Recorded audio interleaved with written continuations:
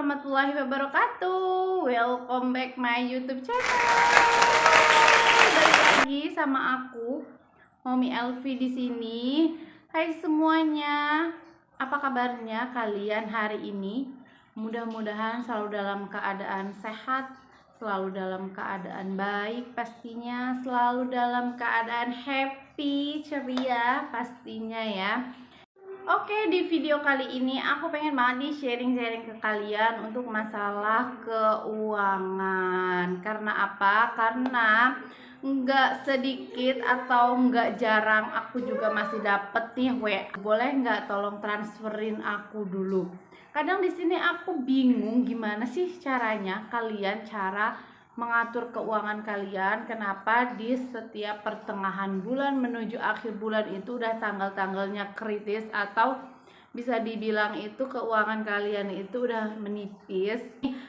Mungkin kalau masih ada yang suka ngalamin hal seperti itu, mungkin di sini kalian masih melakukan beberapa hal yang seharusnya enggak kalian lakukan dalam mengatur keuangan kalian. Jadi di sini aku mau sharing hal buruk yang harus kalian stop dalam mengatur keuangan kalian. Tapi sebelumnya, di sini aku bukan ahli keuangan, aku juga bukan sekolah di bidang keuangan, tapi setidaknya di sini aku peduli dengan masalah keuangan aku pribadi. Oke, tanpa berlama-lama lagi, mari kita masuk ke pembahasan yang pertama. Yang pertama adalah menabung dengan uang sisa. Jadi, buat kalian yang masih suka menabung dengan uang sisa, pastinya kalian punya pikiran, oke, aku akan memenuhi kebutuhan hidup aku dulu selama 1 bulan, kemudian sisanya uangnya akan saya tabung. Biasanya akan seperti itu. Gak akan yang namanya ada uang sisa. Kalaupun misal udah mendekati akhir bulan masih ada uang sisa, pasti pikiran kita atau mindset kita pasti berubah. Dari yang tadinya awalnya aku akan nabung setelah aku memenuhi kebutuhan hidup selama 1 bulan, tapi ternyata di penghujung bulan itu uangnya masih ada, pasti nanti bakal nggak apa-apa, uangnya buat beli ini dulu, uangnya buat beli itu dulu, karena paling sebentar lagi juga gajian gitu, dan ujung-ujungnya gak jadi nabung. Pasti seperti itu. Oke, kita lanjut ke pembahasan yang kedua. Yang kedua adalah impulsive shopping. Siapa di sini yang masih suka impulsive shopping? Impulsive shopping adalah belanja secara tiba-tiba. Contohnya aja, kita lagi jalan-jalan ke mall, tapi kita ngelihat barang yang lagi diskon mungkin, atau buy one get one. Nah itu tuh karena kita ngelihat, terus sebenarnya kita nggak butuh, tapi masih suka beli gitu. Mumpung promo, mumpung buy one get one, mumpung diskon, jadi akhirnya kita beli, sedangkan aturan tuh kita nggak butuh gitu nggak butuh gitu barang itu, tapi tiba-tiba aja ya udah kita belanja. Atau mungkin kalian yang masih sering lihat live marketplace gitu ya, dengan gampangnya tinggal check out aja gitu, karena mungkin bisa COD gitu, padahal sebenarnya kita juga nggak butuh gitu. Jadi buat kalian yang masih suka shopping secara tiba-tiba tanpa list dulu, atau mungkin tanpa menyesuaikan kebutuhan dulu, tolong please, kalian harus banget stop itu. Seenggaknya kalau belum bisa stop sama sekali, kalian seenggaknya mengurangin aja gitu, untuk tidak shopping secara tiba-tiba. Oke, lanjut ke pembahasan yang ketiga. Pembahasan yang ketiga adalah stop kalian bayar kebutuhan yang enggak kalian butuhkan. Contohnya wifi, padahal kalian masih beli pakai data, kalian masih beli pulsa, tapi karena kalian ingin anaknya nonton YouTube bisa dari TV, terus kalian berlangganan wifi. Itu sebenarnya kalian nggak butuh, tapi kalian pengen aja gitu. Jadi kalian tuh harus banget nih udah aja stop daripada kalian mengeluarkan uang untuk paketan wifi, tapi kalian tetap membeli data untuk HP kalian sendiri dan beli pulsa. Contohnya lagi misalnya berlangganan view. Kalian ikut view premium karena pengen nonton drama-drama yang lagi ongoing. Jadi kalian saking nggak pengennya ketinggalan drama-drama yang lagi ongoing, terus kalian ikut berlangganan paket premium gitu. Sebenarnya kalian juga nggak harus banget kan ya sebenarnya nonton kayak gitu, tapi pengen tolong itu juga harus di stop. Contohnya lagi berlangganan gym selama 1 tahun misal, karena pemikiran sesaat yang aku harus kurus nih di tahun 2023, aku harus lebih sehat lagi, aku harus lebih ideal lagi, aku pengen olahraga setiap hari, aku harus kurus, jadi aku langsung aja gitu kalian berlangganan gym selama 1 tahun misal. Tapi tiba-tiba baru sebulan kalian olahraga gitu, udah aja males gitu ya, udah nggak mau olahraga lagi gitu. Itu kan sayang banget, sisanya nggak kepake ujung-ujungnya. Jadi kalau misalnya kalian belum bisa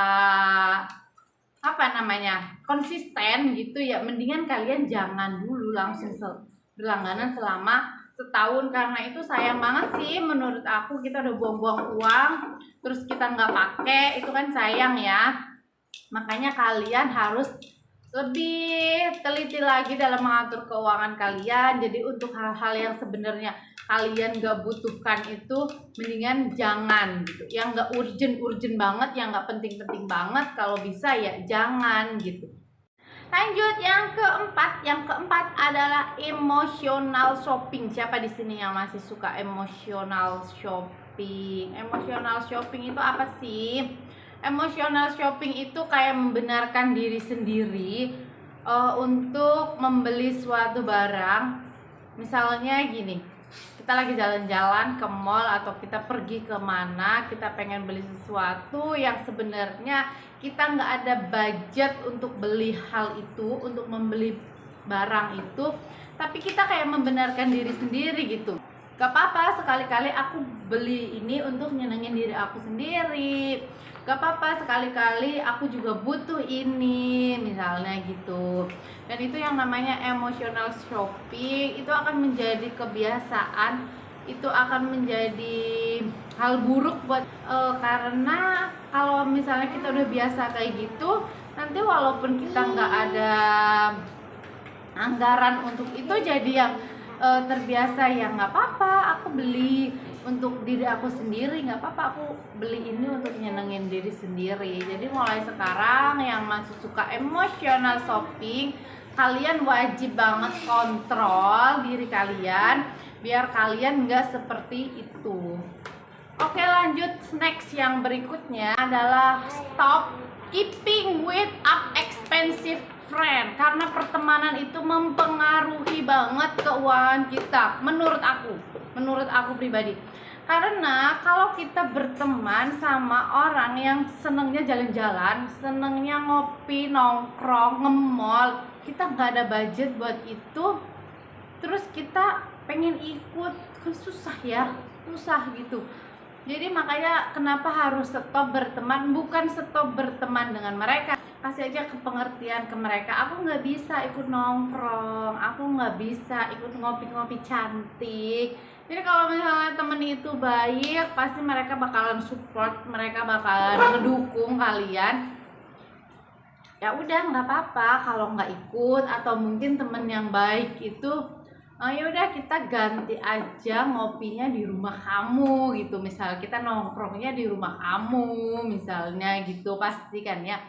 Kalau misalnya enggak juga ya kita cari aja lah temen yang setidaknya sesuai sama pemikiran kita. Jadi buat kalian yang masih suka berteman sama orang yang sukanya jalan-jalan, sukanya ini itu, tapi kita nggak punya anggaran buat itu, ya kita harus stop untuk nggak ikut seenggaknya. Dan yang terakhir, ini sih menurut aku penting banget, dan ini poin terpenting menurut aku. Yang terakhir adalah tidak merencanakan keuangan. Siapa nih di antara kalian semua yang masih belum merencanakan keuangan? Kalau kalian masih belum merencanakan keuangan, mulai dari sekarang, mulai dari kalian nonton video aku deh. Mulai dari kalian nonton video ini, kalian mulai yang namanya budgeting.